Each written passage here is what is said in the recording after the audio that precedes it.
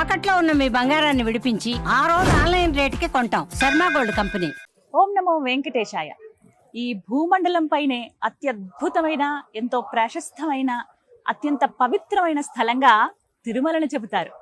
అఖిలాండ కోటి బ్రహ్మాండ నాయకుడు, దేవాది దేవుడు, కలియుగ ప్రత్యక్ష దైవమైనటువంటి ఆ శ్రీ వెంకటేశ్వరుడు కొలువై ఉన్నటువంటి ఈ తిరుమల ఎంతో పుణ్య పవిత్ర స్థలం. ఆ స్వామివారి దర్శన భాగ్యమే ఎన్నెన్నో జన్మల పుణ్యఫలంగా చెబుతారు. అటువంటి ఆ స్వామివారు కొలువై ఉన్నటువంటి ఈ క్షేత్రం మహత్యం మాటల్లో చెప్పలేం. ఎన్నిసార్లు చూసినా మళ్ళీ మళ్ళీ చూడాలనిపించే రూపం ఆయన సొంతం. అయితే స్వామివారి గురించి, స్వామివారి లీలల గురించి మనం ఎప్పుడు వింటూనే ఉంటాం. అసలు స్వామివారు ఏ విధంగా ఉంటారు, వారికి జరిగే నిత్య సేవలు, కైంకర్యాలు, పూజా విశేషాలు, వారికి సమర్పించేటువంటి నైవేద్యాలు, అసలు స్వామివారు వారి లీలల గురించి తెలుసుకుందాం అనిపించిందండి. ఒక్కసారి స్వామిని దర్శిస్తేనే ఎంతో పుణ్యం అంటారు. అలాంటిది కొన్ని తరాలుగా, కొన్ని వంశాలు స్వామివారిని అర్చిస్తూ సేవిస్తూ ఉన్నారు. మనం ఇవాళ ఇంటర్వ్యూ చేయబోతున్నాము తిరుమల తిరుపతి దేవస్థానం ప్రధాన అర్చకం వేణుగోపాల దీక్షితులు గారు. వారితో మాట్లాడి స్వామివారి మహత్యం గురించి, స్వామివారి లీలల గురించి తెలుసుకుందాం. ఓం నమో వెంకటేశయ్య. నమస్కారం గురుగారు. నమస్కారం. స్వామివారికి సమర్పించేటువంటి నైవేద్యాల గురించి మాట్లాడుకుందాం. స్వామివారికి వెండి గంగాళంలోనే మొదటగా నైవేద్యం లోపల గర్భగుడిలో వచ్చే ప్రసాదం ఉంటుంది.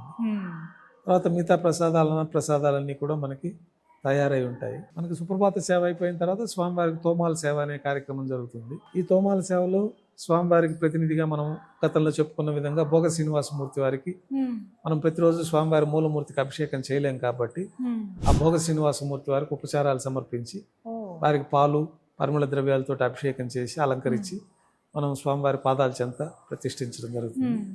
తర్వాత మూలమూర్తికి ప్రతినిధిగా వారి యొక్క బంగారు పాద కవచాలకు అభిషేకం చేస్తారు. తర్వాత గర్భాలయంలో శాలిగ్రామ స్వరూపంలో కూడా స్వామివారు ఉంటారు కాబట్టి ఆ శాలిగ్రామాలు ఉంటాయి. ఆ శాలిగ్రామాలకు కూడా అభిషేకం పూర్తయిన తర్వాత మనము ఈ బంగారు పంచపాత్రలు ఉంటాయి ముందు, వాటిలో ప్రత్యేకంగా ఆకాశ గంగ నుంచి తీసుకొచ్చిన తీర్థాన్ని మనం దాంట్లో పెట్టుకొని బంగారు బావిలో తీర్థాన్ని కూడా అందులో చేర్చుకొని స్వామివారికి ఉపచారాలన్నీ సమర్పించడం. అంటే మనం నిద్ర లేవగానే కాళ్ళు కడుక్కోవడం, నోట్లో నీళ్లు పుక్కిలించుకోవడం, ఆచమనం చేయడము, దంతధావనం చేయడము, స్నానం ఆచరించడము ఇత్యాది కార్యక్రమాలన్నీ మనం స్వామివారికి ఒక పసిబిడ్డకి తల్లి ఏ విధంగా అయితే సేవా కైంకర్యాలు చేస్తారు ఆ విధంగా అనునిత్యం స్వామివారికి మనం ఒక పసిబిడ్డకు చేసినట్టుగా మనం అర్చక స్వామివారు ఆ కైంకర్యానికి వెళ్ళిన వారు స్వామివారు ప్రార్థన చేసుకొని, స్వామివారు మీరు నాలో ఆవహించి మీ యొక్క కైంకర్యాలు చేసుకోవాల్సింది. అందుకే అర్చకస్య హరి సాక్షాత్ అంటారు. ఆ యొక్క హరిని మనలో ఆవహింప చేసుకున్నప్పుడే ఆయనకి మనం చేసే శక్తి మనకు ప్రసాదించాలి. లేకపోతే మనం మానవ మాత్రలో ఏదన్నా పొరపాటు జరిగితే అంతటి శక్తివంతమైన మూర్తికి మనం అపచారం చేసినట్టు అవుతుంది.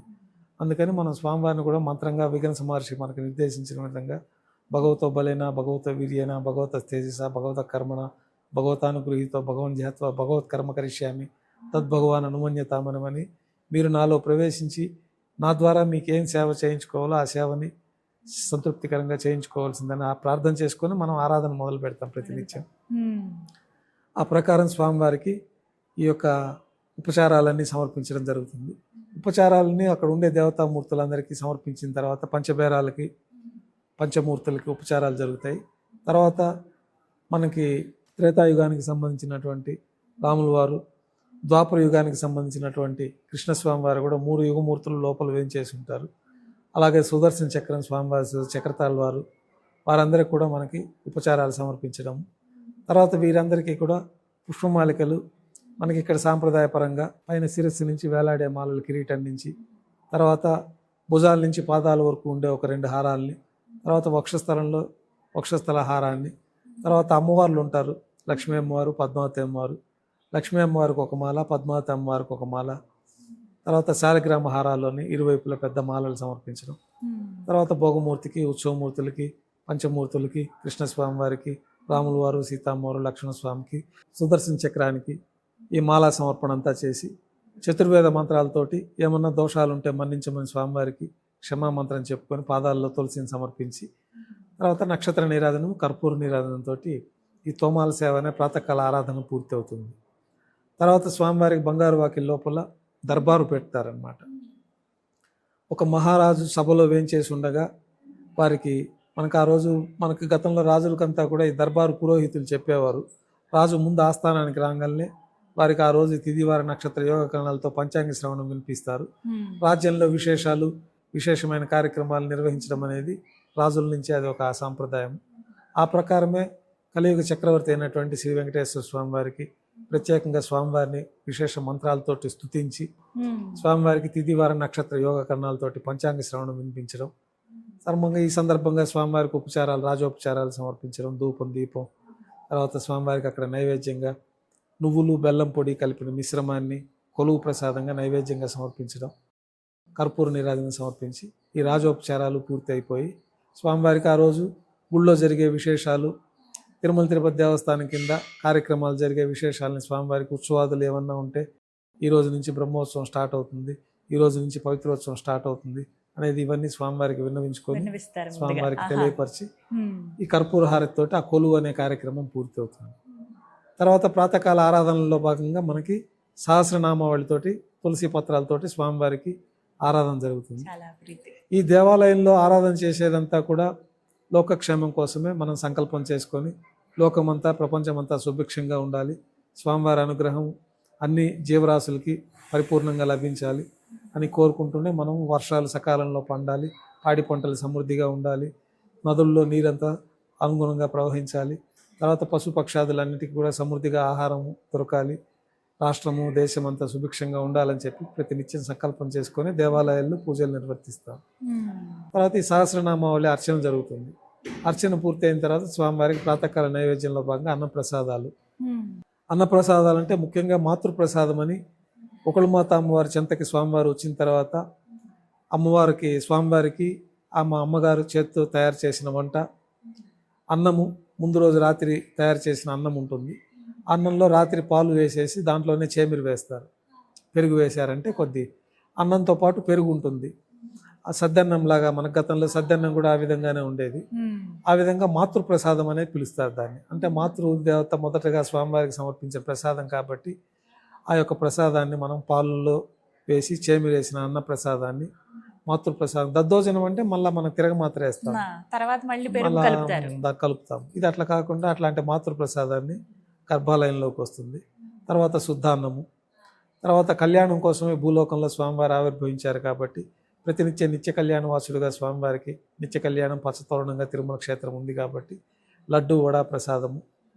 తర్వాత కులశేఖరపడి బయట తింత్రిణి రసాన్నం అంటే పులిహోర, మృద్గాన్నం అంటే మొలహోర, ఈ మిరియాల పొడి, మిరియాలు, జీడిపప్పు ఇవన్నీ కలిపిన నెయ్యి కలిపిన పొంగలి ప్రసాదము. తర్వాత విశేషమైన దద్దోజనము, విశేష పర్వదినాలు అయితే అప్పము, మళ్ళా గురువారం నాడైతే జిలేబీ పాయసము, శుక్రవారం నాడైతే స్పెషల్గా స్వామివారికి పోళి అంటే ఇట్లా బొబ్బట్టు, తర్వాత వడపప్పు పానకం నైవేద్యంగా పెట్టడము, దద్దోజనము. శుక్రవారం నాడు ప్రతిరోజు 2వ గంటలు అయితే సీరా అనే ఒక ప్రత్యేకమైన ప్రసాదాన్ని కూడా నైవేద్యంగా సమర్పిస్తారు. బెల్లం పొంగలి ఇవన్నీ కూడా స్వామివారికి అన్ని నిత్య నైవేద్యంగా సమర్పిస్తూ ఉంటారు. రోజుకి సుమారుగా ఎన్ని ఉంటాయండి, అలా లెక్క ఉంటుందా? రోజుకి మనకి దిట్టం ప్రకారమే నైవేద్యాలకి ఉంటుంది. అంత పెద్ద శిలా స్వరూపం కాబట్టి ఆ స్వరూపానికి తగిన విధంగా మనం నైవేద్యాలు సమర్పించాలి కాబట్టి మనం చిన్నగా ఉన్నప్పుడు కొద్దిగా తింటాము, మనకు స్వరూపం పెద్దదయ్యే కొద్దీ కొంచెం ఎక్కువ తీసుకుంటాం. కాబట్టి స్వామివారి యొక్క దివ్య స్వరూపానికి స్వామివారికి ఎంత అయితే మనకి ఆగమ శాస్త్రాల్లో నిర్దేశించబడి ఉందో ఆ పరిణామంలోనే ప్రసాదాలు తయారు చేయడం జరుగుతుంది. అధికంగా చేసుకోవచ్చు కానీ తక్కువ కాకుండా ఆ పరిమాణానికి తగ్గకుండా మనం అన్ని నిత్యం ప్రసాదాలు స్వామివారికి నైవేద్యంగా సమర్పించడం. ఆ నైవేద్యంగా సమర్పించిన ప్రసాదాలంతా కూడా మనకు భక్తులకి ఉచితంగా వితరణ చేస్తూ ఉంటారు దేవాలయంలోనే. ఆ ప్రసాదాలన్నీ మనకి భక్తులకి మనకి పంచుతారు, దొన్నెల్లో పెట్టి మనకి భక్తులకి అందరికీ ప్రసాదం ఇస్తారు. ఆ విధంగా అర్చన పూర్తయిన తర్వాత నైవేద్యం పూర్తయిన తర్వాత స్వామివారి దర్శనం ప్రారంభమవుతుంది. అప్పటి నుంచి ఇంకా సర్వదర్శనం జరుగుతూ ఉంటుంది.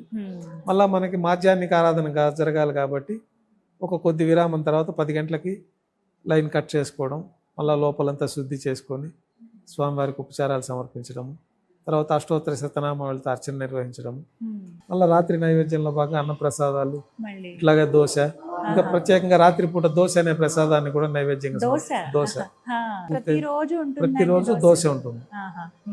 స్వామివారికి దోశతో పాటు ఈ మిరియాల పొంగలి, తర్వాత కదంబము, కూరగాయలన్నీ కలిపి పులుసన్నంలాగా కదంబం అనే ప్రసాదము, తర్వాత బెల్లం పొంగలి, ఇవన్నీ కూడా ఇవన్నీ కూడా నైవేద్యంగా ఉంటుంది స్వామికి.